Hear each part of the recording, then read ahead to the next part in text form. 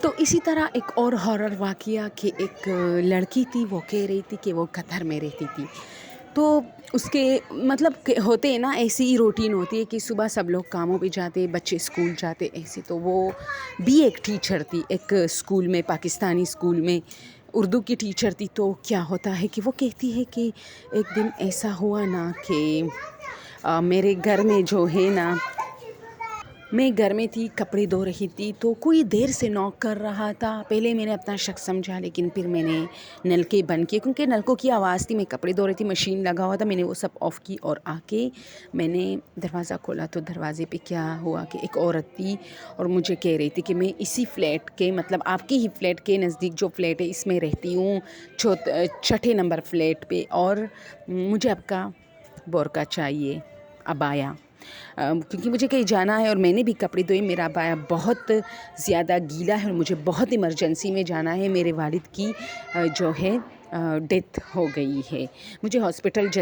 جلد جانا ہے. خیر، پھر میں واپس آ کے آپ کو عبایا دوں گی، تب تک میرا عبایا جو ہے وہ سوکھ چکا ہوگا، مطلب دھوپ میں رکھ کے وہ سوکھ چکا ہوگا. تو وہ بیچاری سوچ میں پڑ جاتی ہے اور وہ کہتے دے دینا. کیا ہوتا ہے، بہت مشکل میں ہوں، واپس لے کے آؤں گی، میں بھی آپ کو نہیں جانتی، لیکن اچھا نہیں لگ رہا کہ آپ سے مانگ رہی ہوں، لیکن آپ دے دینا.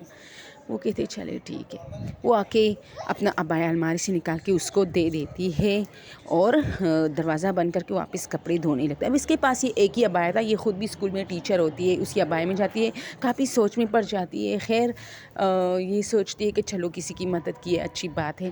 یہ اپنے کام میں مصروف ہو جاتی ہے. پھر بہت دن گزرتے ہیں، اس کا عبایا نہیں آتا.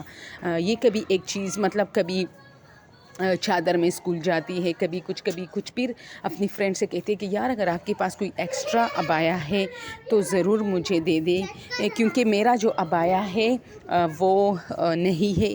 وہ کوئی لے کے وہ پوری سٹوری اس کو سنا لیتے. تو کہتے ٹھیک ہے، میرے پاس دوسرا ایکسٹرا ہے. وہ اس کو اپنی فرینڈ ایک عبایا دے دیتی ہے. تب تک یہ اس عبایا میں اسکول جاتے اور کہتے کہ اپنے لیے خریدوں گی، کیونکہ اب تو 20-25 دن گزر گئے لیکن عبایا کا کچھ پتہ نہیں.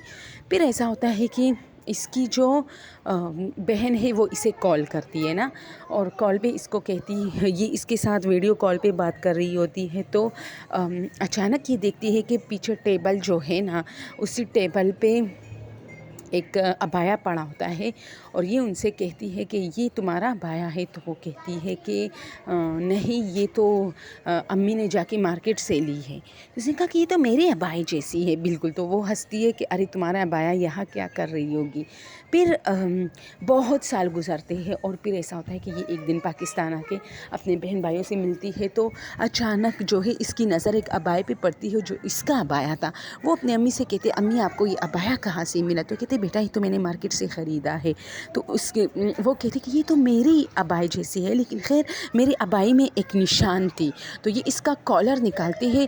کالر پہ یہ تھا کہ کالر پہ ایک کارڈ لگا ہوتا ہے، آپ لوگوں نے دیکھا ہوتا ہے جو ریڈی میڈ کپڑے یا کچھ ہوتا ہے تیار سوٹس، اس پہ ایک اشتہار لگا ہوتا ہے اس کمپنی کا. تو جس کمپنی سے اس نے لی تھی نا وہی کمپنی کا تھا، اور اس پر ایک نشان تھا کہ اس پر ایک گرین ڈاٹ تھا جو کہ غلطی سے ہوا تھا. اس لڑکی نے مطلب غلطی سے اس پہ ایک بال پوائنٹ سے کیا تھا اسکول میں، ویسی باتوں میں. تو پھر وہ نہیں جاتا تھا کسی بھی چیز سے. تو اس نے دیکھا کہ وہی گرین ڈاٹ اس پہ موجود ہوتا ہے اور یہ اپنی ماں کی طرف حیرانی سے دیکھتے آپ نے کس مارکیٹ سے لی؟ یہ تو میرا ہے. اور اس کی ماں کہتے آپ پاگل ہو گئی ہو، یہ تو نئی تھی، پیکٹ میں بند تھی اور میں نے لی ہے. آپ لوگ اس بارے میں کیا کہتے ہیں؟